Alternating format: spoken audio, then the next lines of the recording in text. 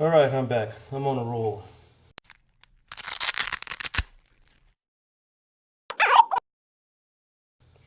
We have some issues here because our front mount piping from ETS is blocking the oil filler cap from coming off. See that? So in order for me to get to it or stick a funnel there, I have to pull up, and there it goes. It's not as easy accessible as the stock one. So what we have is the Killer B Relocated oil filler tube. Now it's made of aluminum with nice welding. Of course, their laser etch Killer B logo here. We got a steel insert for a 10mm bolt. Nice welded flange for 10mm bolts. And we've got an included O-ring, which is nice because I'm pretty sure the original O-ring is going to be shot once we pull it off. Now if you look at the positioning here, it's really hard to get to. You're going to have to stick a funnel sideways or your gallons of quart sideways and spill all over the place. This fill tube is going to position it somewhere around the neighborhood of here where it clears the AC line, and that'll give you easier access. So the reason why I got the ETS front mount intercooler is that the piping clears over here. I was thinking about getting Cobb's front mount intercooler, but their cold side piping runs through here and this interferes with this nice Killer B dual reservoir tank, so I wasn't having that. So my only option was to get this pipe, this intercooler kit, and then also run this guy. So let's get to it. All right, the tools you're going to need for this install is a 1/4-inch ratchet, a Asian size 1/4-inch drive, 6-inch, Mandingo size 14-incher with a Uniwiggle and 10mm socket.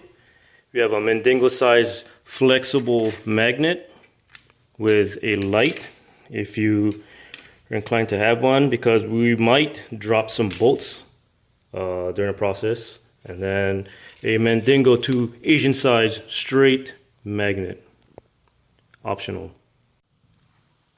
Alright, so the location of this oil filler tube is on the driver's side head.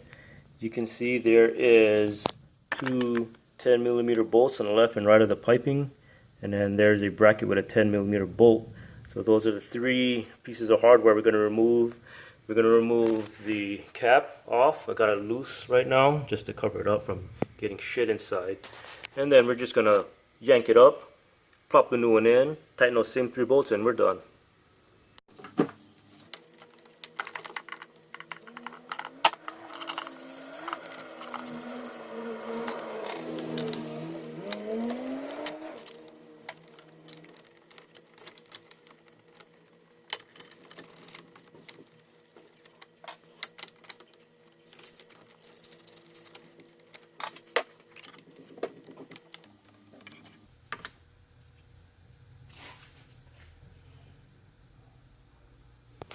Alright, so it's removed and you can see the difference in length. You got Asian size and you got Mandingo size. Here's the O-ring. You can see that was already flat, so we can't use that no more. And we got a nice brand new O-ring here. Mounting point should be roughly the same. If you can see where it matches, pretty good. And be advised that there might be some foreign objects in here. Go ahead and blow some air through it or use a vacuum and suck out some metal particles. You don't want any of that to get in your sump. So it only takes a few minutes to save you a lifetime of PTSD if your motor blows. So just do your part and try to clean it up. Okay, putting it back in. You can see that I lubed the O-ring. Make sure you apply some oil before putting it in, otherwise you might cut that thing. And I guess installs reverse of removal.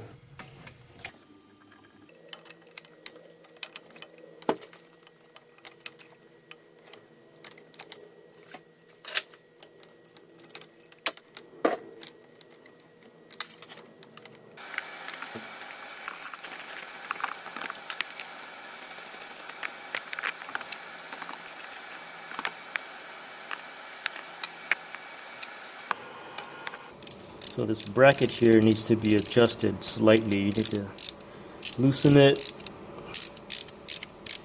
and the hole is elongated for that bolt hole, so you can adjust to get that bolt right here to mate up to the bracket. Other than that, it's straightforward.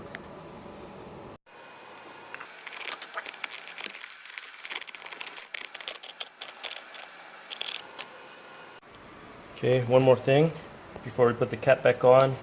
You can see that it's touching the AC line. Don't be afraid to bend it away, just like that.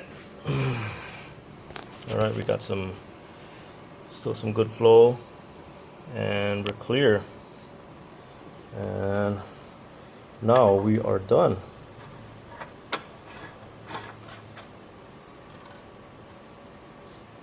Quick and painless. Now we've got hassle-free access to the oil filler cap. If you like what you see, like and subscribe. See you guys later.